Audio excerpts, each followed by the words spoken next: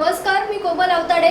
MCN news प्रस्तुत मराठवाडा काल आज उद्या या आमच्या दिवाळी स्पेशल अंकामध्ये तुम्हा सगळ्यांचे स्वागत. आजचा आपल्या चर्चेचा विषय आहे मराठवाडा आणि शिक्षण. सध्या आपण मराठवाड्यातली जर संख्या बघितली तर आपल्याला सुशिक्षित बेरोजगारांची संख्या दिसेल. तसंही आज आपण देशात बघतोय वाढती गुन्हेगारी होतीये. मग या सगळ्या गोष्टींना कारणीभूत तरी काय? शिक्षण तर सगळेच घेत आहेत, सुशिक्षित कुणी होतंय का? मूल्य शिक्षणाअभावी आपली पिढी ही कुठेतरी भरकटत नाही ना, असे अनेक सगळे प्रश्न आपल्या सोबत आहेत आणि त्याचे उत्तर देण्यासाठी आपण एका विशेष व्यक्तींकडे आलो आहोत. याचं उत्तर घेण्यासाठी आपण आलो आहोत एका अशा व्यक्तींकडे ज्यांनी आपली 10वी झाल्यानंतरच एका धर्मगुरू होण्यासाठी किंवा आपल्या स्वतःच्या गुरुच्या शोधात त्यांनी घर सोडलं आणि जे संस्कार असतात ते त्यांनी घेतले. 14 वर्ष राहून मूल्य शिक्षण किंवा धर्माचा अभ्यास त्यांनी केला आणि नंतर 14 वर्षानंतर ते फादर बनून बाहेर पडले. त्यानंतर पुन्हा एक शिक्षक बनून त्यांनी लोकांना सुशिक्षित केलं. त्यानंतर 40 वर्ष तब्बल सरांचा शिक्षणातील अनुभव आहे आणि यानंतर पुन्हा एक सृजन, सुशिक्षित आणि मूल्य शिक्षण असणारी पिढी घडवण्यासाठी त्यांनी पुन्हा शाळेची स्थापना केली आणि या शाळेच्या माध्यमातून आज सध्याच्या घडीला 900 विद्यार्थी शिक्षण घेत आहेत. खूप मोठी झालेली लोक या शाळेने दिली आहेत. डॉक्टर, इंजिनियर या प्रकारचे विद्यार्थी या शाळेतून घडलेले आहेत. मग अशा सरांशी आपण चर्चा करणार आहोत. सरांचं नाव आहे फादर सलडाणा सर. त्यांच्या सोबत आपण आलो आहे. सर्वप्रथम स्वागत करूया फादर सलडाणा सरांचं. नमस्कार सर. नमस्कार. खूप खूप स्वागत आहे तुमचं MCN मध्ये. सर, सगळ्यात पहिले प्रश्न असा राहील की शिक्षण पद्धती जी आजची आपण बघत आहोत आणि तिच्यामध्ये जे परिवर्तन इतक्या वर्षापासून होतंय त्या शिक्षण पद्धतीबद्दल आपण काय सांगाल? आपल्याला 40 वर्षाचा शिक्षणातला अनुभव आहे, तर तुम्ही कसं बघतात, कशा प्रकारे बदल होत गेले? भारतात शिक्षण पद्धत जी आहे त्याच्यामध्ये बदल फार कमी होत चाललेला आहे आणि फंडामेंटल बदल काहीच झालेले नाही. हे मी माझ्या 40 वर्षाच्या अनुभवाने सांगू शकतो. बदल झाली पाहिजे, परंतु ती बदल झालेली नाही. सर, आपण जर असं बघितलं की आता खाजगी शाळांची संख्या ही जास्त प्रमाणात वाढत चालली आहे, तर हे जे शिक्षणाचं खाजगीकरण होतंय यामध्ये मूळ शिक्षण कुठे बाजूला राहतंय का? नाही, तुमचा प्रश्न होता शिक्षणाची पद्धत ती बदलली नाही, परंतु शिक्षणाचा व्यवहार बदललेला आहे जो कमर्शियलाइज झालेला आहे. विशेष करून इंग्लिश माध्यमातून शिक्षण जे विद्यार्थी घेत आहेत त्यांच्यामध्ये असं विचार आलेला आहे की इंग्लिश मीडियम शाळेमध्ये आपण योग्य दिसतो, चांगले पोशाख आहे, चांगलं सोसायटीमध्ये आमचं मान राखलं जातं आणि दुसरे पाहणारे देखील असे म्हणतात की आम्ही कोणत्या शाळेत जातं तर इंग्लिश शाळेत, म्हणजे आपल्याला ते एक प्रेस्टीज आहे. आणि मराठी मीडियम शाळेमध्ये गेलं तर ते गोरगरीब आणि खालच्या वर्गाचे विद्यार्थ्यांच्याकडे पैसे नाही आहेत आणि येते म्हणून ती एक तफावत आता आलेली आहे. परंतु सिस्टम जी आहे शिक्षण देण्याची मुलांना त्याच्यामध्ये पुष्कळ वर्षापासून बदल घडायची होती, ती घडलेली नाही. आता नरेंद्र मोदी सरकारने एक नवीन पद्धत आणलेली आहे, परंतु ही पद्धत याच्यावर पुष्कळचे प्रश्न आहेत. तज्ज्ञ अजून विचार करत आहेत. याच्यामध्ये सगळ्यांचा विचार आणि विनिमय झालेला नाही. याच्यामुळे ही पद्धत बरोबर लागू पडेल किंवा ती चांगली आहे. जसे युरोप, ऑस्ट्रेलिया, अमेरिकामध्ये जी शिक्षण पद्धत आहे याच्यावर आपली नजर ठेवून कदाचित आपली त्याप्रमाणे बदल केली असती तर फार चांगलं झालं असतं. सर, ज्या प्रकारे आपण बोललात की जर समाजामध्ये आपण बघितलं तर इंग्लिश माध्यमातील जे विद्यार्थी शिक्षण घेतात त्यांच्याकडे वेगळ्या नजरेनं पाहिलं जातं आणि साध्या शाळेमध्ये घेणारे त्यांच्याकडे म्हणजे ही समाजात जो बघण्याचा दृष्टिकोन आहे, तुम्हाला असं वाटतं का की शिक्षणाच्या माध्यमातूनच तो बदलू शकतो? तो शिक्षणाच्या माध्यमातून बदलू शकतो जेव्हा इंग्लिश मीडियम शाळेचा आज जो स्तर आहे तोच मराठी मीडियम शाळेचं स्तर तेवढंच आणलं. जसे आपण कर्नाटकामध्ये पाहतो किंवा तामिळनाडूमध्ये पाहतो, केरळामध्ये पाहतो, तिथे जे लोकल लँग्वेजची शाळा आहे त्यांची उंच स्तर आहे. परंतु महाराष्ट्रामध्ये मी पाहिलं आणि इतर राज्यामध्ये मी UPमध्ये होतो, MP मध्ये होतो, इथे तफावत सुरू झालेली आहे. आता मी स्वतः कन्नडा मीडियममधून येत आहे. मी 10वीपर्यंत कन्नडा मीडियममध्ये शिकलेलो आणि मी इंग्लिश त्याच्यानंतर मी इंटरमिडिएट हिंदी मीडियममध्ये शिकलो. त्याच्यानंतर मी BA MA आणि पोस्ट ग्रॅज्युएट मी इंग्लिश मीडियममध्ये शिकलो. तर महाराष्ट्रामध्ये ते पाहिलं की मराठी मीडियमच्या शाळेला आपण तो स्तर दिलेला नाही. त्यांचे पाहिले तर ते शाळेचं आकार, तिथे शिकवणारे शिक्षक, त्यांना मिळणारी सुविधा. आता एका मराठी मीडियम शाळेच्या मुलाला उभं केलं आणि एक इंग्लिश मीडियम, ताबडतोब तफावत तो आपल्याला बाह्य फिजिकल अपिअरन्समध्ये आपल्याला तफावत दिसत आहे, जो दक्षिण भारतात गेल्यानंतर आपल्याला तो दिसत नाही. बरोबर बरोबर. सर, आताचं जे शाळेबद्दल आपण बोलतोय त्यामध्ये मूल्य शिक्षण आणि संस्कार याला तेवढं प्राधान्य दिलं जात आहे का या शिक्षण पद्धतीमध्ये? एकदा ते सुरू झालं होतं मूल्य शिक्षण, एक मला वाटतं एक 10 वर्षापूर्वी, व्हॅल्यू एज्युकेशन म्हणून. आणि व्हॅल्यू एज्युकेशन एक सब्जेक्टिव्ह होतं. त्याच्यानंतर व्हॅल्यू एज्युकेशन पहिल्या पिरियडमध्येच घेतलं जात होतं. ते कालांतराने मग इतर वेगळ्या गोष्टी आले, अनेक ते व्हॅल्यूज मुलामध्ये बिंबवले जातात की नाही, आणि नंतर हळूहळू आता या स्तरावर आल्यानंतर व्हॅल्यू एज्युकेशन गायबच झालं. पण तुम्हाला काय वाटतं ते असणं योग्य आहे? नाही, व्हॅल्यू एज्युकेशन अत्यंत महत्त्वाचं आहे. व्हॅल्यू बेस्ड एज्युकेशन दिलं, त्याच्यावरून मुलं घडवले जातात. आपण मुलं लाईव्हलीहूडसाठी, उपजीविकेसाठी आपण तयार करत नाही.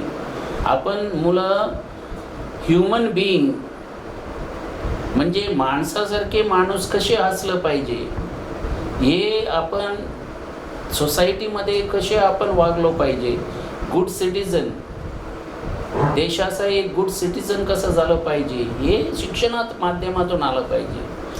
आपल्याला सर्व काही जे काही लाईव्हलीहूडसाठी येते आपण कुठेही प्राप्त करू शकतो, परंतु हे मूल्य आहे ते सांगितलं जातं ना, values are caught, they are not taught. आणि हे फार कठीण आहे. आणि शिक्षकांना देखील मी अनेक वेळेस जेव्हा प्रशिक्षण देतो, ते मूल्य कसे आपण मुलांना आत्मसात करायचे, त्याच्यासाठी सर्वात प्रथम शिक्षकच महत्त्वाचं आहे. शिक्षकाचं आचरण, शिक्षकाचं बोलणं, कारण ते विद्यार्थी इमिटेट करतात. समजा एक शिक्षक शिवेगाळी करतो, काही बोलतो, असे त्याच्यातून मुलं त्यांना बघतात आणि त्याच्यानंतर त्याच्यातून ते मूल्य ग्रहण करतात. एक शिक्षक एकदम उत्कृष्ट असं शिक्षक, आदर्श शिक्षक आहे, त्याच्यातून तो ते आत्मसात करायला पाहतो. निश्चितच सर. आणि आता जर आपण समाजामध्ये बघितलं तर आपल्याला असं दिसेल की बरेच उच्च शिक्षित देखील मार्ग चुकलेले दिसतात. जसं कुणी वकील असेल तर तो बरेच पैसे घेऊन आरोपीची केस लढतो, किंवा कुणी डॉक्टर असेल तर ते त्याच्या पद्धतीनं त्याचा दुरुपयोग करतो. तर हे सगळे शिकलेले आहेत, पण मूल्य शिक्षण न केल्यामुळे त्यांच्यात ते आलं नाही, किंवा मग अशी एक पिढी ही शिक्षण पद्धती घडवतीये का? जेव्हा विद्यार्थी 8वीत 9वीत आणि 10वीत शिकत असताना त्यांच्या समोर आपण एक गोल ठेवायचे, ध्येय. आणि तो गोल काय आहे की आता समजा मला एक डॉक्टर व्हायचे आहे, तर डॉक्टर होण्यासाठी आपल्याला काय काय करायचं आहे, कोणचं ज्ञान करायचं आहे. परंतु मी काय करतो त्यांना, जेव्हा तुम्ही एक गोल ठरवत असताना मी म्हणतं डॉक्टर कोणी म्हणू शकतं, परंतु असा डॉक्टर जो गर्भपात करतो, जो गरिबांकडून पैसे पिळवणूक करतो, असा डॉक्टर व्हायचं. किंवा जो डॉक्टर लोकांची सेवा करतो आणि लोकांच्या आर्थिक परिस्थिती पाहून तसे उपचार करतो, असं व्हायचे का? तर ते प्रश्न देत असताना विद्यार्थी म्हणतात नाही, आम्हाला सेवा करायची. सर डॉक्टर होत असताना तुम्हाला कसं डॉक्टर व्हायचे हा हेतू त्यांच्या समोर ठेवायचे, तेव्हा ते आत्मसात करतात. त्यांच्यामध्ये आम्ही पुष्कळचं असं एक्सपेरिमेंट केलं 10वीच्या वर्गाच्या विद्यार्थ्यांनी. ते म्हणे मी एक डॉक्टर होईन आणि गोरगरिबांसाठी मी नेहमी सवलत देईन, असा त्यांनी एक जो म्हणतात एखादं क्वालिफाय युअर गोल. फक्त गोल ठेवू नका, तो क्वालिफाय करा गोल.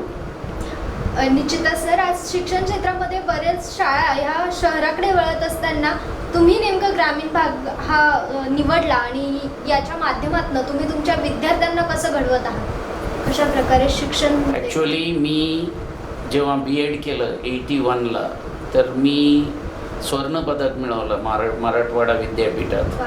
परंतु माझ्या प्रमुखाने, त्यांना आपण बिशप म्हणतो, त्यांनी मला गोगरगावला पाठवलं.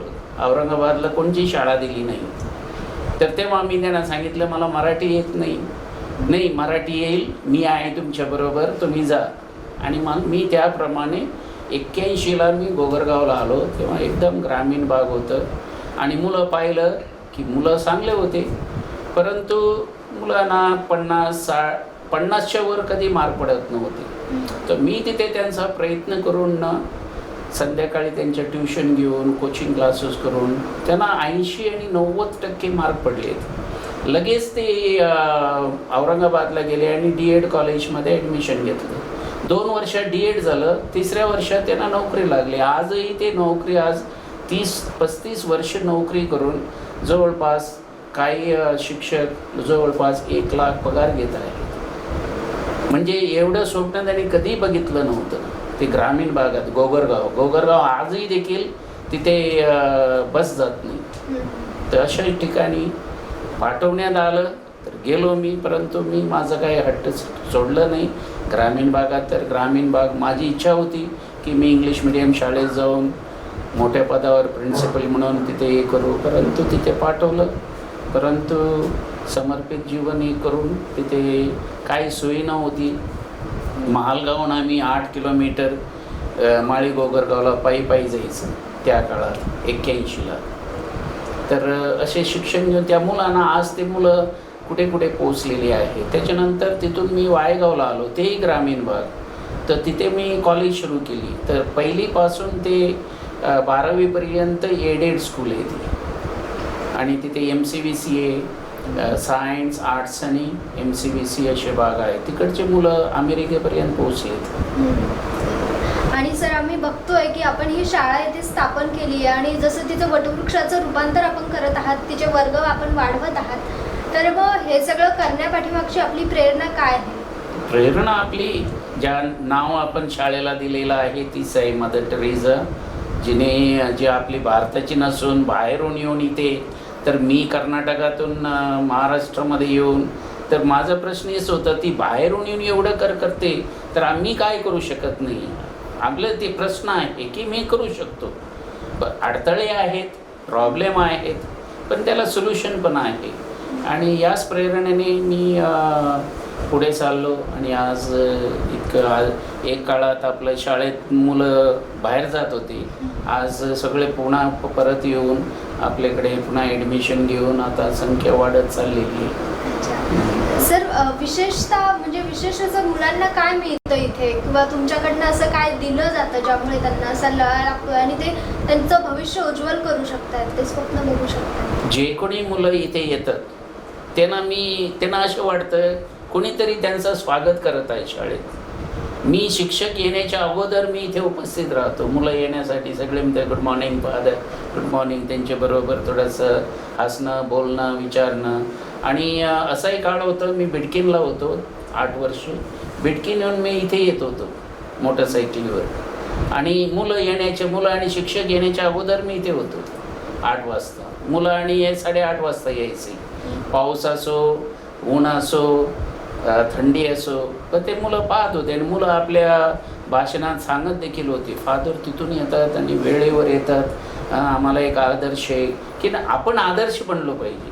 मग ते आपल्याकडे पाहतात आणि त्यांना आनंद वाटतो. आजही मुलं शाळेत येण्यासाठी फादरला भेटायचे. आणि विशेष करून जे ज्युनियर सिनियरला छोटे छोटे मुलं आहेत त्यांच्यासाठी मी एक फादरच आहे. ते माझं हे ओढायचे ते ओढायचे, फादर फादर करून ये, म्हणजे त्यांना आनंद वाटायचे. एकदा शाळेत आल्यानंतर ना त्याने असे वाटायचे की एक आनंदाचं वातावरण निर्माण करायचं. नक्कीच लहान लेकरं तेच शिकतात मोठ्यांचं अनुकरण. जसे मोठे वागतात तसं ते सुद्धा तसं करायला लागतात. सर, आपण ग्रामीण भागातील शिक्षणाचा अनुभव घेतला, शहरी भागातला आपल्याला आहेच, तर या दोन्ही भागातल्या शिक्षण पद्धतीमध्ये आपल्याला काय बदल जाणवला प्रामुख्याने हे आहे की ग्रामीण भागाला जे काही शिकवलं जात आहे आणि जे काही अर्बनमध्ये शिकवलं जात आहे, अभ्यासक्रम एकच आहे आणि ह्या अभ्यासक्रमात त्यांचं स्पर्धाही तीच आहे. परंतु ग्रामीण भागाचे फारच डिसएडव्हान्टेजेस आहे. ते आता समजा कम्प्युटर आहे, टी व्ही आहे, याचं सगळं त्यांना मिळत नाही. आता थोडं मिळायला लागलेत, परंतु याचे ॲडव्हान्टेज जास्त शहरी भागात आहे आणि म्हणून मार्क जास्त घेणारे ते आहेत, हे कमी आहेत. कोचिंग क्लासेस त्यांना नाही आहे किंवा त्यांना कोणत्या तरी जे काही एन्व्हायरमेंट जे क्रिएट करायचे तिथे त्यांना कमी हे आहे आणि म्हणून त्यांना जे मार्क जे मिळवायचे आहे ते मार्कमध्ये ते कमी पडतात आणि म्हणून ते स्पर्धेमध्ये उतरत असताना ग्रामीण भागातले थोडंसं मागे राहतात आणि शहरातले पुढे जातात. आता फर्स्ट आलेले मुलं कधीतरी, पण अनेक वेळेस मी फर्स्ट आलेले मुलं पाहतो सगळे शहरातलेच आहेत. ग्रामीण भागात आता तुमची जे कॉम्पिटिटिव्ह एक्झाम आहे त्याच्यामध्ये जास्त मुलं ते, पण आपण जशी शाळा सुरू केलेली मी त्याची स्पर्धा ठेवली. ग्रामीण भागाच्या ना वर अडायची, परंतु शाळा अशी आहेत, शिक्षक काही हे घेत नाहीत. तिथे डबल एफर्ट करावं लागेल, मुलांना मोटिवेशन करावं लागेल. पालकही हे आहेत, इलिटरेट आहे, त्याच्यामुळे पुष्कळ आपल्याला तिथे फार फार प्रयत्न करायचे. मी तर झोपायचे असलं तर माहिती आहे काय ते 4-5 तास मी सकाळी उठून 4ला उठून सगळी तयारी करून मुलाबरोबर आणि शिक्षकांना मोटिवेशन करणे. शिक्षक मला फार भीतात, तर मला पण भीत असले तरी पण ते एक रिस्पेक्टफुल आहे आणि ते असलं पाहिजे त्यांच्यावर थोडा प्रेशर, नाही तरी ते काम करत नाही. आणि त्यांनी मलाही पाहायचे, जेव्हा मला पाहतच अरे फादर इतकं सकाळी येऊन इतकं काम मी पण काय करायचं, तर शिक्षक देखील मोटिवेट होतं. सर, जसं तुम्ही म्हणाले की ग्रामीण भागामध्ये सुविधा या कमी आहेत, तरीही या लॉकडाऊनच्या काळामध्ये असं ऐकण्यात आलंय तुमच्या शाळेनं सिलेबस कंप्लीट करणं सुरू ठेवलं होतं, ते कसं शक्य झालं? लॉकडाऊनमध्ये मी बसून इतकं ऑफकोर्स विचार देखील करावा लागतं ना, त्याच्यानंतर समाजाची भीती आहे. तर मी गेलं एक लॉकडाऊन आहे ही एक संधी आहे. तर मी विचार केलं मुलांना सर्वप्रथम सेल्फ स्टडीचं एक मोटिवेशन दिलं. ते पहिलेच दिलं होतं मी लॉकडाऊनच्या अगोदरच, म्हणजे मागच्या वर्षी. आणि मग मुलांना असे आणि नंतर शिक्षकांना देखील मी ट्रेनिंग दिलं कशी काय करायचे, कसं तुम्हाला ऑनलाईन क्लासेस घ्यायचे, घरून घेऊ नका, तुम्ही इथे या. भीती असली तरी तुम्ही इथे आम्ही सॅनिटायझेशन ते आणि करून आमच्याकडे एकही आता इतके 7 महिने त्यांनी इथे काम केलं, पण एकही कोविड पेशंट आपल्याला एक शिक्षक किंवा विद्यार्थ्यांना. त्याच्यानंतर विद्यार्थ्यांनी क्लासेस अटेंड केले. 1 महिना ते घेतलेत, पण 1 महिन्यानंतर रेग्युलर झाले. 9th 8th आणि 10th 100% अटेंडन्स आपल्या मुलांची आहेत. त्याच्यानंतर आम्ही फिजिकल करेक्शन करण्यासाठी त्यांना नोटबुक घेतले. काही मुलं फसवतात मला माहीत आहे ते, तर त्यांच्या पालकांना सांगितले नोटबुक आणा. त्यांना मुलं नाही आले तरी चालतील, परंतु पालक घेऊन येऊ दे. सगळ्या मुलांनी येऊन त्यांच्या वया तपासले. त्याच्यामुळे मला लक्षात आलं की त्याने पुस्तक घेतलेले आहेत, वया घेतलेले. त्याच्यानंतर ऑनलाईन टेस्ट घेतलं. ऑनलाईन टेस्ट घेतल्यानंतर मग आता रिटर्न टेस्ट कशी काय घ्यायची, तर मी शिक्षकांना सांगितलं आपण काय करू, केंद्र स्थापन करू इथे तिथे. तसे आम्ही 25 केंद्र स्थापन केले. एका याच्यामध्ये 10 विद्यार्थी आहेत. आता सध्या रिटर्न एक्झाम चालू आहे इकडे तिकडे. ते शाळेत येत नाही, पण तिथे घेऊन इथे येतात. म्हणजे आपलं थोडं नुकसान झालेलं आहे, परंतु इतकं नुकसान नाही झालं की मुलं या शिक्षणाशी म्हणजे सिलेबसशी ते निगडीत आहेत. म्हणजे विद्यार्थ्यांचं नुकसान नाही होत. नुकसान नाही झालेलं आहे. आता आम्ही प्रोग्रेस कार्डही प्रिंट करणार आहे, त्यांना प्रोग्रेस कार्डही देणार, म्हणजे हाफ टर्म आपलं समाप्त होणार आहे. सर, सगळ्यात महत्त्वाचा प्रश्न, आता सुशिक्षित बेरोजगारांची संख्या दिवसेंदिवस वाढत चालली आहे. शिक्षण तर मिळत आहे, मात्र हाताला काम मिळत नाही. तर मग ही परिस्थिती विद्यार्थ्यांवर येऊ नये यासाठी काय प्रयत्न केले पाहिजे, किंवा शिक्षणातूनच असं काय दिलं पाहिजे? आज सध्याची सिस्टम पाहिली तर 8वी पासून ते 10वी पर्यंत विद्यार्थ्यांनी विचार केलं पाहिजे की आपली उपजीविका काय आहे, आपण कोणत्या प्रकारचा रोजगार केलं पाहिजे, कोणचं आपल्याला तज्ज्ञ व्हायचे आहे. परंतु आज काय करतात विद्यार्थी, फक्त डॉक्टर, इंजिनियर आणि लॉयर आणि असे पारंपरिक याच्याकडे बघतात. परंतु एक दुसरा इनिशिएटिव्ह घेऊन आपले दुसरे काहीतरी स्किल्स डेव्हलपमेंट करण्यासाठी पाहत नाही. छोटंसं उदाहरण म्हणजे शेती. जेव्हा एका विद्यार्थ्याला, आपल्याकडे पुष्कळ विद्यार्थी ग्रामीण भागातून येतात आणि त्यांना 50 एकर 40 एकर अशी जमीन आहे. एवढी जमीन असताना आपल्याला डॉक्टर का व्हायचं? तीच जमीन जी आपली आहे तिचे तुम्ही डेव्हलप करून एक नवीन पद्धतीने हे करून उत्पन्न, आपल्याला एकरी जेव्हा 2-4-5 लाख आपण उत्पन्न काढलं तर आपल्याला नोकरी करायची काय गरज आहे? तर हे विचार त्यांच्या मनात टाकण्यासारखे असे योग्य शिक्षकही नाहीत आणि योग्य असे त्यांना मार्गदर्शन करणारे कोणी नाहीत. बरोबर. आणि आपल्या सिस्टममध्ये ते नाहीच आहे. वोकेशनल एका काळी होतं वोकेशनल एज्युकेशन म्हणून, परंतु ते एकदम स्तरावर घेतलं नाही. आता स्किल डेव्हलपमेंट, किती स्किल डेव्हलपमेंट हे केलेलं आहे. फक्त 9वीच्या आणि 10वीच्या वर्गाच्या मुलांना एक चॅप्टर दिलेला आहे. त्याच्यामध्ये त्या एक चॅप्टरमध्ये त्यांना हे नाही करत, पण आपल्याला त्यांचे टेस्ट घेऊन त्यांची कला कौशल्य हे पाहून त्यांना त्या मार्गाने आपण नेलं तर कदाचित विद्यार्थी वेगवेगळ्या याच्या मार्गातून जाऊन वेगवेगळे लाईव्हलीहूड ते निर्माण करू शकतात. नक्कीच सर. पण सुरुवातीला जे तुम्ही पर्टिक्युलर नावं घेतले, डॉक्टर, इंजिनियर, लॉयर, ॲक्च्युली हे विद्यार्थ्यांचा नाही तर एक समाजाचा बघण्याचा दृष्टिकोन आहे. म्हणजे समाजानेच ठरवून ठेवलंय की हे उच्च दर्जाचे, हे त्याच्यापेक्षा खालचे, हे त्याच्यापेक्षा खालचे, आणि हीच भावना कुठेतरी त्या मुलांच्या, विद्यार्थ्यांच्या मनावर सुद्धा बिंबली जाते. त्यामुळे पुढची काहीच काय असतं किंवा कुठली एक्झाम देत असता काहीच कल्पना नसताना ते सुद्धा त्या गोष्टी डोक्यामध्ये फिट करत जातात. तर यामध्ये आपण शिक्षणाच्या माध्यमातून काय देऊ शकतो? कशा प्रकारे शिक्षणाचा एखादा तास असावा किंवा एखादा विषय असावा जेणेकरून विद्यार्थ्यांना ह्या गोष्टी क्लिअर होत राहील? बरोबर आहे. आता एका मुलाला, पहिलीच्याच मुलाला विचारलं तर त्याचे पालक म्हणून माझ्या मुलाला डॉक्टर करायचे, कोणी म्हणतो मला त्याला इंजिनियर करायचे, आणि तो त्याच भावनेने वर येतो. परंतु इतर जे याच्यापेक्षा चांगले असे व्यवसाय आहेत त्याच्याकडे दुर्लक्ष केलं जातं. आणि म्हणून ही जी कॉम्पिटेटिव्ह परीक्षा घेतली जाते ना, आपल्या याला जे आपल्याला इंजिनिअरिंगला, MBAला आणि कला कौशल्याला का घेतली जात नाही? तर एका गव्हर्नमेंटने असं सांगितलं की डेअरी फार्मिंग या एका शिक्षणासाठी जे विद्यार्थी आहेत याला डेअरी फार्मिंग झालं, ॲग्रिकल्चर झालं, त्याच्यानंतर तुमच्या याच्या मरीन व्यवसाय जो आहे समुद्राचा, नद्याचा, गव्हर्नमेंटने वेगवेगळे हे करून ना त्याला प्रोत्साहन दिलं आणि हे त्यांच्या डोळ्यासमोर ठेवलं. हां, इथे आपल्याला जाता येतं, हे आपल्याला करता येतं. परंतु आपल्याला काय लगेच CET या JEE आणि हे द्यायचे, मग तिथेच जातात, मग दुसरा व्यवसायच नाही दे. एकंदरीत शिक्षण पद्धतीतच आपण असे थोडेफार बदल केले तर निश्चितच बेरोजगार राहणार नाही.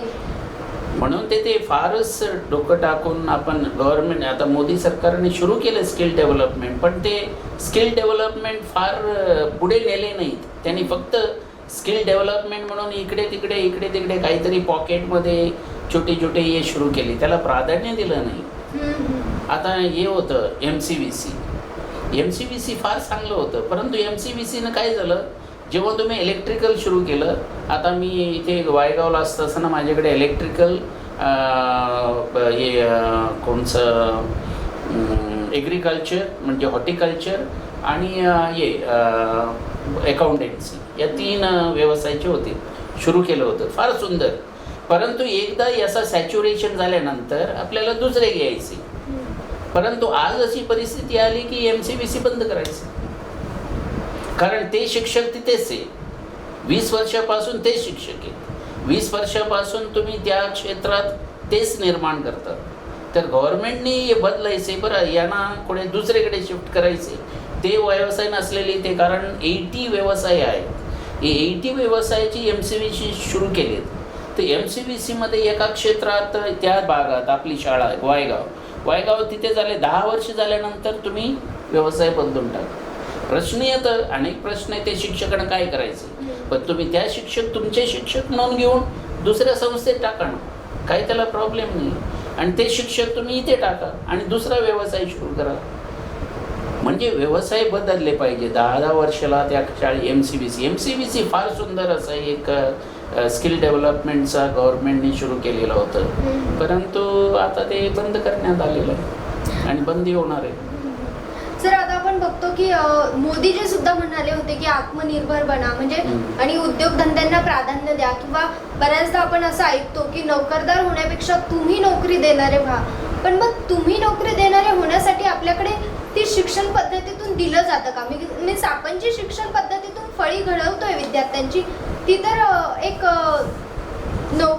नोकरशाहीचीच पद्धती आपण या शिक्षण पद्धतीतून घडवतोय. आणि मग त्यांच्यावरनं आपण अपेक्षा करतो नंतर की यांनी उद्योजक बनावं. तर शिक्षणातून असं काय दिलं जावं, प्राथमिक शिक्षणातून, की जेणेकरून उद्योगाकडे विद्यार्थी आकर्षित झाले पाहिजे. पहा, जेव्हा मोदी आपल्या दिल्लीहून सांगतो पूर्ण भारताला, तर तो काय करतो की सर्वांना एकच कोड तयार करतो. तो सगळ्यांना फिट होत नाही ना. तर शिक्षण पद्धती ही त्या राज्याला त्या राज्याने ती घडून आणायची की आमचे मुलं असे आहेत या भागात. आता साऊथ इंडियाची घेतलेत आणि नॉर्थ इंडियाची घेतलेत, फार फरक आहे. किंवा तुम्ही याचे कोस्टल लाईन कोकण भागाचे घेतले आणि तुम्ही ट्रायबल घेतले, तर फार फरक आहे ना. भारत एवढं हे आहे की तुम्ही सगळ्यांना एक कोड तयार करू शकत नाही. मराठवाड्याच्या विद्यार्थ्यांसाठी शिक्षणामध्ये आपण असं काय करू शकतो? आता मराठवाड्याचे हे आहेत. आता मराठवाड्यामध्ये नॅचरल रिसोर्सेस 0 आहे, बरोबर आहे. त्याच्यानंतर दुष्काळ दुसरा प्रश्न आहे. नॅचरल रिसोर्सेस म्हणजे खनिज नाही आहे, फॉरेस्ट नाही आहे आणि सुपीक जमीन नाही आहे. आणि ह्या ठिकाणी जे ड्राय फार्मिंग हे फार महत्त्वाचं आहे. आपल्याला तो इंट्रोड्यूस करायचे. शुगर केन आहे, साखर कारखाने. आता साखर कारखाने देखील पाहिले तुम्ही, किती साखर प्रत्येक तालुका सुरू केले आणि बंद केले का? कारण ते नकोच होते इथे. तर इथे ड्राय फार्मिंग कसे काय करता येतं आणि इकडच्या लोकांना स्किल डेव्हलपमेंट फारच महत्त्वाचे आहे, किंवा इंडस्ट्रीज आणणे फार महत्त्वाचं आहे. आणि फार्मिंगवर जास्त लोक टिकू शकणार नाही, कारण पाण्याचा फार अभाव आहे. आणि दुसरं, नॅचरल रिसोर्सेस नसल्यामुळे इथे अनेक इंडस्ट्रीज येणंही फार कठीण आहे, कारण सगळे बाहेरून यावं लागेल ना. आणि म्हणून इथे आपण एक स्किल फोर्स तयार करावं लागेल, जे दुसरीकडे जाऊन काम करतील किंवा इथेच काहीतरी निर्माण करून हे करतील. फार इतकं सोपं नाही. मराठवाडा आणि विदर्भ फार कठीण एक आहे, कारण त्यांची परिस्थिती पाहिली, आर्थिक परिस्थिती पाहिली तर फार नाजूक आहे. आता मुंबईच्या ठिकाणी आहे, मी एवढा विचार करतो, मुंबई एक मुंबई शहर पूर्ण उरलेल्या महाराष्ट्राला पोचू शकतं. पण कोण पोचले जातात?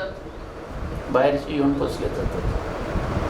बिहार, कर्नाटक तुम्हाला अजूनही माहीत आहे. 19 स्वातंत्र्य मिळण्याच्या अगोदर कर्नाटकाहून लोक मुंबईला येऊन नोकरीला होते तेव्हा, आणि मराठवाड्याचे मुंबईला जायला घाबरत होते. म्हणजे का? ते सुशिक्षित, तिथे शिक्षण. आता तुम्ही कर्नाटक, केरला आणि तमिळनाडूचं शिक्षण पाहिलं तर तिथे 10वी शिकलेला मुलगा काही म्हणजे त्याला ते आत्मनिर्भरता म्हणे त्याच्यामध्ये इतका कॉन्फिडन्स आहे तो बाहेर जाऊ शकतो. इकडचं तर ट्रेनमध्ये बसायला तर कुठे जायचे काय जायचे त्याला काहीच माहीत नाही. अनोळखी असलं की घाबरून जातो. आता मराठवाड्यामध्ये प्रत्येक कुटुंबातला एक व्यक्ती मुंबईला नोकरीला असतं. त्याला म्हणजे सप्लिमेंट फीड असेल घरी शेती केली असती थोडी आणि इथे सप्लिमेंट मिळालं असतं घर सांभाळलं असतं. पण तसं नाही. कर्नाटकामध्ये गेलं तर तुम्हाला प्रत्येक घरात एक माणूस दुबईला असेल, अमेरिकेला असेल, ऑस्ट्रेलियाला असेल, इथे असेल. मराठवाड्यात ते पाहू शकत नाही. मग तुम्हाला असं का वाटतं की हे तिथे शक्य होतंय ते इथे का शक्य? शिक्षण जे शिक्षण तिथे मिळालं ते कशा प्रकारचं म्हणजे ते म्हणजे त्यांचं नॉलेज आणि इन्फॉर्मेशन इतकं आहे की जे नॉलेज आणि इन्फॉर्मेशन इथे मिळत नाही ना. तेच मी म्हणत होतं. आता तुम्ही वायगावला गेलेत. आता वायगाव मी गेल्यानंतर तिथे निर्माण झाले ना. मग माझ्या अगोदर का नाही झाले आणि माझ्या नंतर आता ती शाळा आहे. ते म्हणतात फादर इथून कोणी आता बाहेर जात नाही. का बरं? मी काय करू त्याला? मी केलं. त्या मुलांना मोटिवेशन करून त्यांना हे करून आणून मारून तयार केलं. तसे पाहिजे करणारे. एकंदरीत पूर्ण माहिती मिळतच नाही विद्यार्थ्यांपर्यंत ते जातच नाही.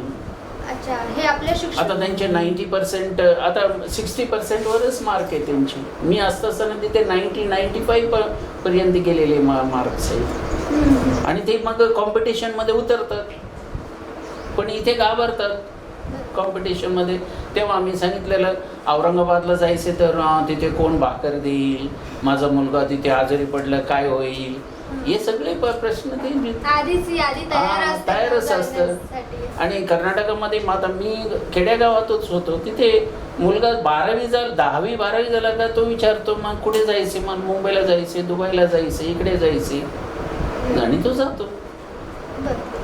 म्हणजे ते एक घरातून किंवा पालकांकडून पण एक जे तिकडची परिस्थिती आहे ती इथली नाही. तर या शिक्षणाबद्दल तुम्हाला काय वाटतं? पालकांची काय भूमिका आहे विद्यार्थ्यांच्या शिक्षणाबद्दल आणि ती काय असायला हवी? ते पालकच फक्त सुशिक्षित असले पाहिजे आणि पालक देखील जास्त त्यांना मुलांना हे करून कंट्रोल करून ठेवायचे. मुलांना त्यांना सांगायचे जा. आता मुली आहेत.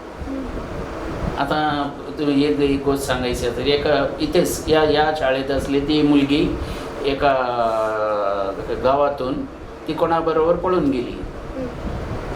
दुसऱ्या वर्षी मी विचारलं मुलींना का पाठवत नाही, ती मुलगी पळून गेली आता माझी मुलगी पळून जाईल.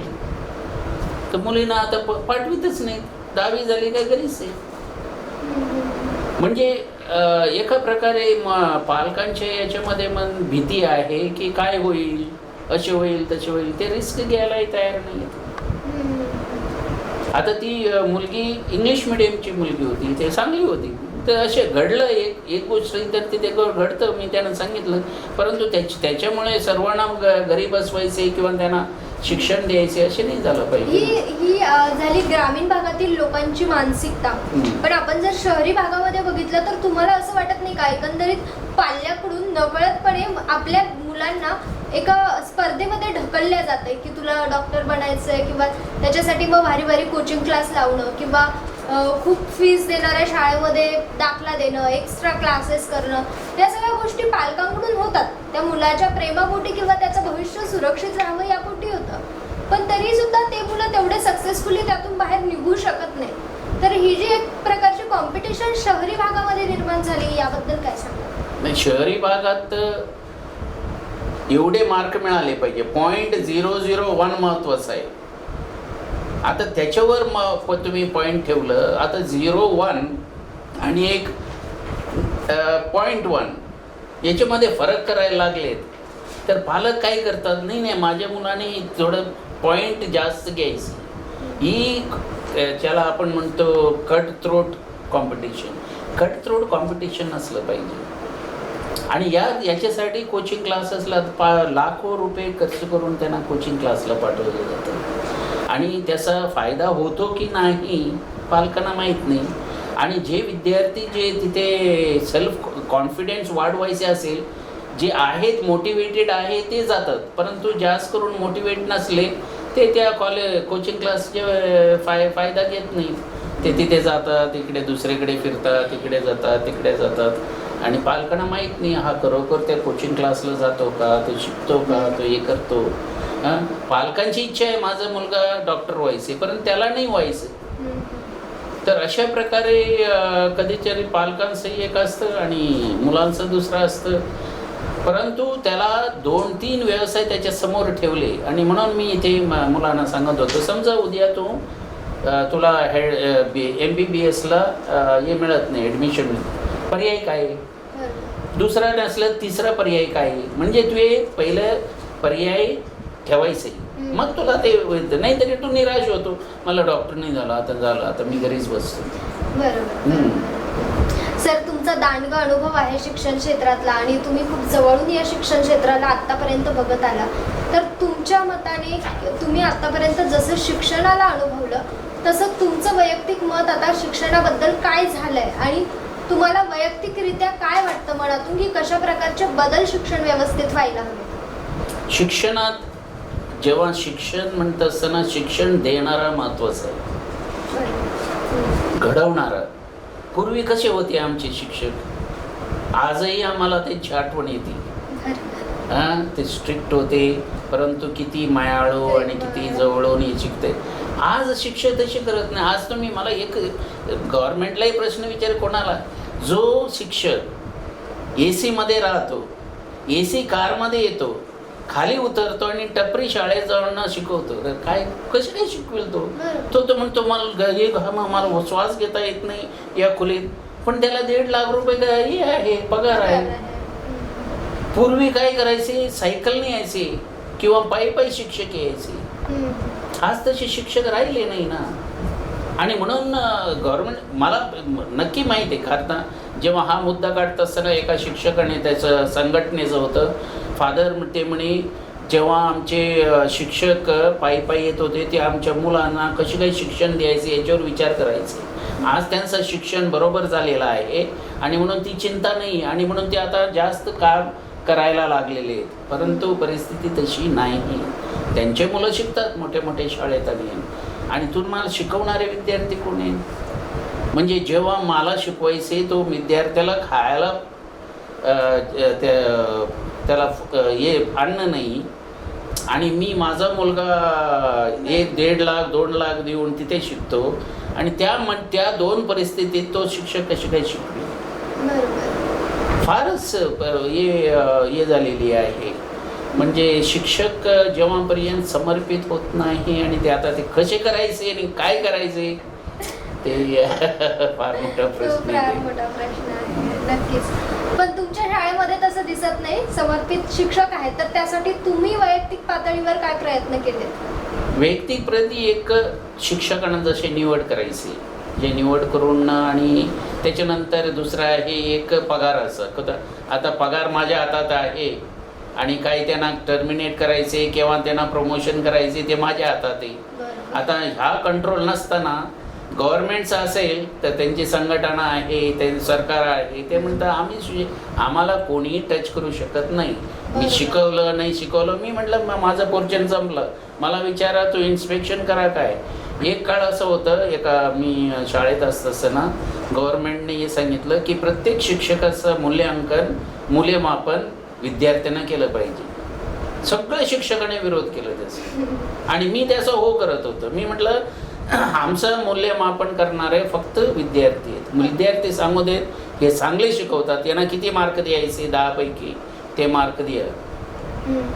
तेव्हा तो शिक्षक मग शिकवतो की नाही परंतु संघटना आहे आणि त्याच्यानंतर गव्हर्नमेंटचा त्यांचा अधिकार आहे, फंडामेंटल राईट, ते हे म्हणत असताना मग सगळं बरोबर आहे. सगळ्या गोष्टी फार मोठ्याकडून याची सुरुवात होते. तर वैयक्तिक पातळीवर एक पालक म्हणून यामध्ये काय करू शकतो जेणेकरून त्यांचा पाल्य हा भविष्यामध्ये जाऊन एक चांगला अधिकारी बनू शकेल किंवा तो त्याचं भविष्य सुरक्षित करू शकेल? ते पालक ते काही करू शकत नाही, कारण त्यांच्याकडे जे कंट्रोल आहेत ते कंट्रोल फक्त विद्यार्थ्यावर आहे, शाळेवर नाही, गव्हर्नमेंटवर नाही, पॉलिसीवर नाही. परंतु सगळे पालकांना घेऊन एक शाळा चालत असेल, आता इथे जेव्हा आम्ही पालकांना बोलवतो तर त्यांच्याकडून काय कंप्लेंट असेल हे असेल, कोणतेही पालक जाऊन कंप्लेंट करत नाहीत. कंप्लेंट तेव्हा करतील मुलाला मारलं, मुलाला शिक्षण दिलं, परंतु मुलांचा विकास कसं काय होईल. आता इथे देखील मी पालकांना बोलवत असताना फार थोडे पालक येतात जे खरोखर इंटरेस्टेड असेल पालक, आणि ते कोणी प्रायमरीपर्यंत येतात, 4थीपर्यंत भरपूर आहे, कारण मुलं लहान आहे, त्यांना प्रशिक्षण द्यायचं. 5वीमध्ये आल्यानंतर मुलगाच म्हणतो शाळेत यायचं नाही बरं का.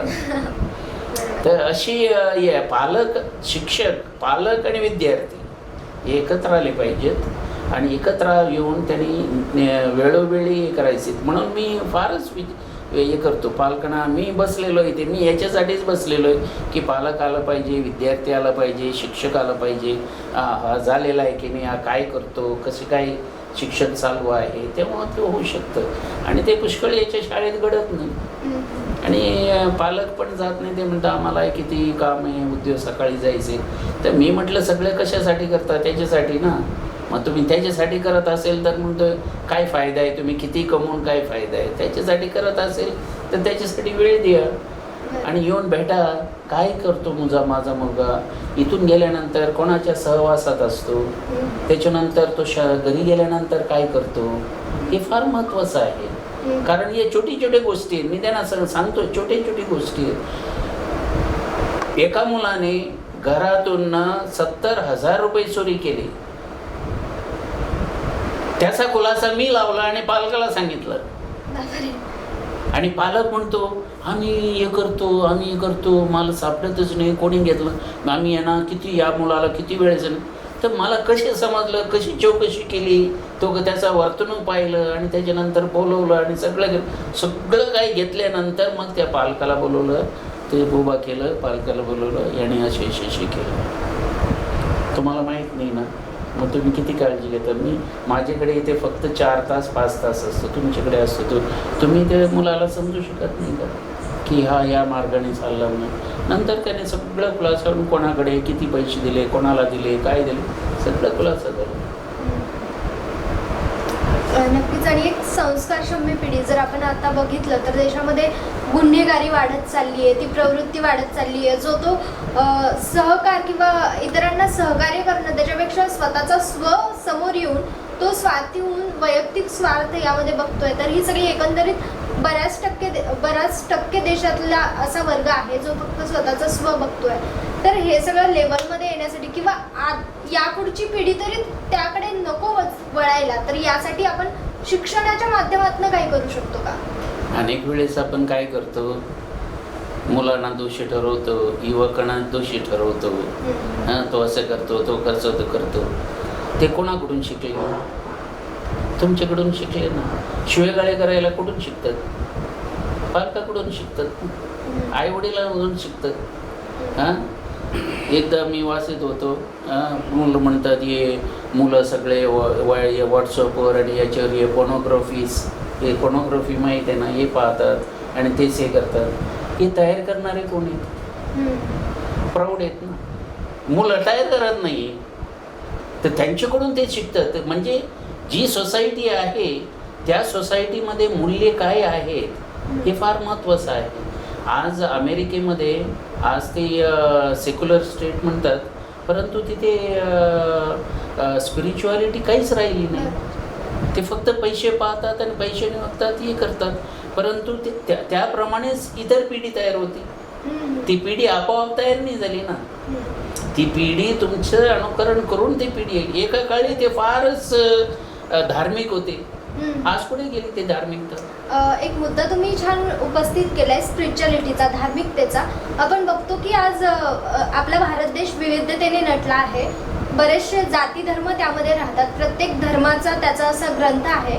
पण सगळ्यांची शिकवण जर आपण बघितली तर ती एकच आहे किंवा ती एकच सांगते, परस्पर देवोभव किंवा सगळ्यांशी चांगलं तीच मूल्य आपल्यामध्ये रुजवत असते.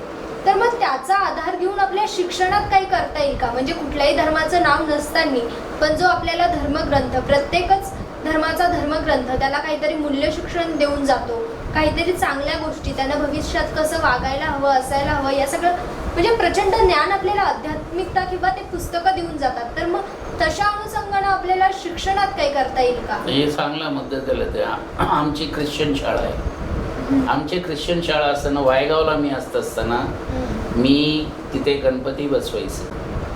तिथे मी ईद असताना ईदाचा कार्यक्रम घ्यायचे, मुलांना सर्व काय आहे ईद आणि त्याच्यानंतर बौद्ध धर्माचा जेव्हा त्या दिवशी जे असेल तर तो सगळे नाटक करून आणि दाखवायचे. क्रिसमसच्या वेळेस आम्ही आमचं म्हणजे पूर्ण एकाही धर्माला असे नाही, सगळे की आम्ही नियोजन करायचे. हे इतके धर्म आहेत तर त्यांचे सण कधी येतात आणि त्या धर्माचाही हे करायचे. त्याच्यानंतर जेव्हा शाळेचं उद्घाटन आहे सर्व धर्मीय प्रार्थना घ्यायची. त्यांचे आम्ही हे घ्यायचे, ड्रेस घ्यायचे, ते घेऊन ते त्यांची प्रार्थना म्हणायची आणि एकत्र मग नंतर आपण एक प्रार्थना करायची याच्यासाठी. म्हणजे असे आजही ते आमची मुलं म्हणतात की प्रार्थना मला इतकी सुंदर वाटायची की तुम्ही सगळ्या धर्मांना तुम्ही हे करा. कधीही सांगत नाही आपली ख्रिश्चन शाळाच आहे आणि ते ख्रिश्चनचेच हे करायचे, तसं कधी नाही. सगळ्या धर्मांना जसे काय आणि तसे पाहिजे. आता आपलं संपूर्ण हे असेल तर आपण हे सांगायचं नाही. आता हे टेम्पल असेल, जर हे चर्च असेल, हे असेल त्याच्यानंतर आम्ही हे घेते कॉम्पिटिशन घ्यायची, कार्ड कॉम्पिटिशन, ईदचे घ्यायचे, याचे दिवाळीचे घ्यायचे, क्रिसमस कार्ड घ्यायचे. मुलामध्ये काय होतं अनेक वेळेस एकमेकामध्ये मतभेद कशाला होतं, कारण ते मिसइन्फॉर्मेशन, त्यांना करेक्ट इन्फॉर्मेशन त्या धर्माचं नाही. जेव्हा आपण तो करेक्ट इन्फॉर्मेशन त्या धर्माचा देतो, म्हणतो अरे हे बरोबर आहे. नक्कीच.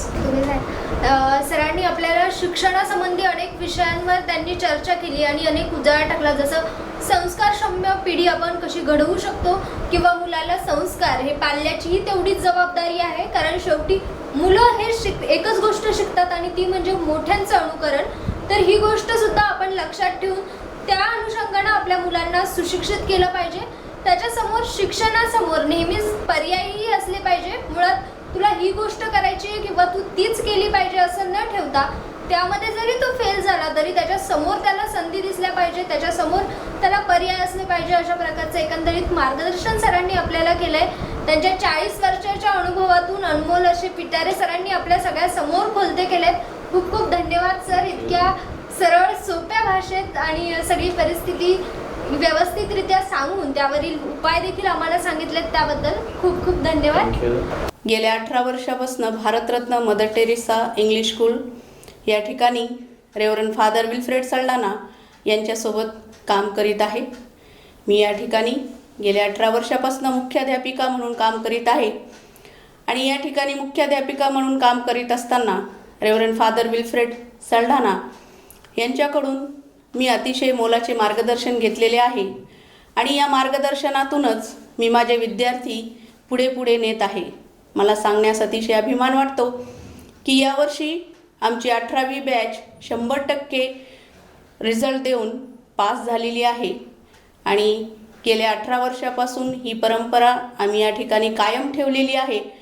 SSC बोर्डामध्ये आमचा विद्यार्थी नुसता पासच होत नाही तर त्याला 90% वर मार्क मिळून तो आजपर्यंत घडलेले विद्यार्थी जर सांगितले तर या ठिकाणी मला सांगण्यास अभिमान वाटतो की सुहास सोनवणे हा जो डॉक्टर या ठिकाणी आहे तो आमच्या शाळेचा एक्स विद्यार्थी आहे. आणि म्हणून मला असे वाटते की Bharat Ratna mother Teresa English school या ठिकाणी काम करत असताना मदर टेरेसा यांचा आशीर्वाद तर माझ्यावर आहेच, परंतु रेव्हरंड फादर यांचे मार्गदर्शन हे मला अतिशय उपयुक्त ठरलेले आहे. या कोरोनाच्या काळातही आम्ही शाळा बंद केलेली नाही. गेल्या 6 महिन्यापासून आमची शाळा चालू आहे आणि ऑनलाईन पद्धतीने टीचिंग लर्निंग प्रोसेस करत आहे. हे करत असताना आम्हाला भरपूर अडचणी आल्या, परंतु त्या अडचणीवर मात देऊन मला अभिमान वाटतो की आज आम्ही 60% सिलेबस इयत्ता 10वी आणि 9वीचा पूर्ण केलेला आहे. आणि आमचा विद्यार्थी हा शिस्तप्रिय म्हणून देखील ओळखला जातो, कारण आमच्या शाळेतले विद्यार्थी हे अतिशय शिस्तप्रिय असतात. कारण फादर विल्फ्रेड सल्डाना यांना महत्त्वाचं आहे ते शिस्त आणि प्लॅनिंग. कुठलीही गोष्ट करण्याच्या आधी जर आपल्याकडे प्लॅनिंग नसेल आणि शिस्त नसेल तर तो विद्यार्थी कधीही आयुष्यात पुढे जाऊ शकत नाही असे त्यांचे म्हणणे आहे. आणि तीच गोष्ट त्यांनी आम्हा शिक्षकांनासुद्धा शिकवलेली आहे.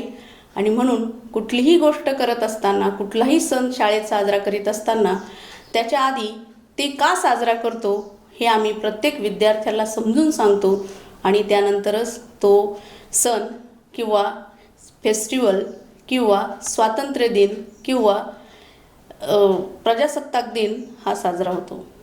तर मला या ठिकाणी सांगण्यास अभिमान वाटतो की या ठिकाणी आम्ही मुलांना शिक्षणाबरोबर शारीरिक शिक्षण तर आहेच, परंतु नैतिक मूल्य हेही आम्ही मुलांना शिकवतो. कारण नैतिक मूल्य हे विद्यार्थ्यांसाठी अतिशय उपयुक्त ठरतात. कारण मुलगा नुसताच पुस्तकी किडा नसतानाही तो त्याच्यामध्ये नैतिक मूल्य, लाईफ स्किल्स हे त्यांनी जोपासले गेले पाहिजेत. आणि म्हणून आम्ही या नैतिक मूल्यांचा सुद्धा धडा मुलांना देत असतो. आणि जेणेकरून आमचे पालक आजही आमच्यावर खुश आहेत. आणि त्याहीपेक्षा या कोरोनाच्या काळात जेव्हा विद्यार्थी हा 20% आमच्याबरोबर आणि 80% पालकांबरोबर आहे, तेव्हा आज पालक खूप प्रॉब्लेम सहन करत आहेत किंवा खूप प्रॉब्लेम फेस करत आहेत. आणि ते करीत असताना ते आम्हाला नेहमी म्हणतात की मॅडम किंवा सर, तुम्ही जोपर्यंत मुलांना सांगत नाही तोपर्यंत मुलं आमचं ऐकत नाहीत. आणि म्हणून हा 80% भाग जो पालक उचलत आहेत तो साहजिकच त्यांना त्रासदायक होत आहे. आणि म्हणून जेव्हा शाळा सुरू होईल तेव्हा निश्चितच आमचे विद्यार्थी पुन्हा शिस्तीत येत. आजच्या या अंकामध्ये वेळ झाली येथेच थांबण्याची. पुन्हा भेटूया पुढील अंकामध्ये एका नवीन व्यक्तीसह आणि एका नवीन विषयासह. तोपर्यंत नमस्कार.